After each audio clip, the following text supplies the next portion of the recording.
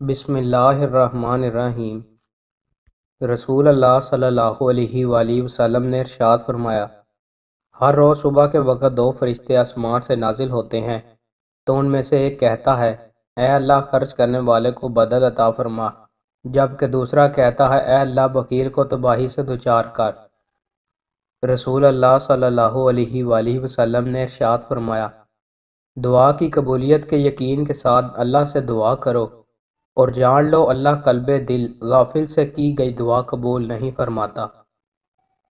رسول اللہ صلی اللہ علیہ وآلہ وسلم نے ارشاد فرمایا، والدین جنت کا بہترین دروازہ ہیں، یہ تیری مرضی ہے کہ تو اس دروازے کو ان کو ناراض کر کے ضائع کرے یا ان کو خوش کر کے اس کی حفاظت کرے۔ رسول اللہ صلی اللہ علیہ وآلہ وسلم نے ارشاد فرمایا، بیوہ عورتوں اور مسکینوں کے لیے محنت اور کوشش کرنے والا اللہ کی راہ میں جہاد کرنے والے کی مانند ہے، اور اس شخص کی مانند ہے جو رات بھر قیام کرتا ہے اور دن کو روزہ رکھتا ہے۔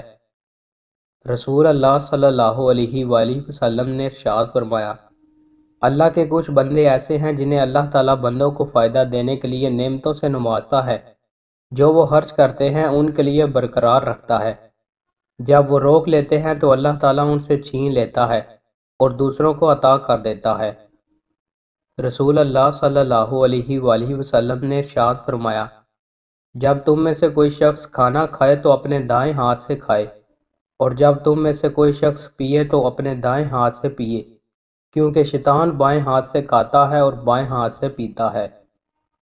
رسول اللہ صلی اللہ علیہ وآلہ وسلم نے ارشاد فرمایا، سودا کرتے وقت زیادہ قسمیں نہ کھایا کرو، کیونکہ جھوٹی قسم سے سامان تو بک جاتا ہے مگر برکت اٹھ جاتی ہے۔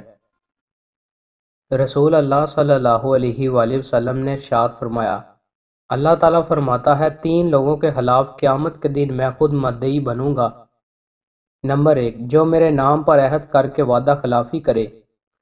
نمبر 2، جو کسی آزاد کو بیچ کھائے۔ نمبر 3، اور جو ملازم سے کام پورا لے کر بھی اجرت پوری نہ دے۔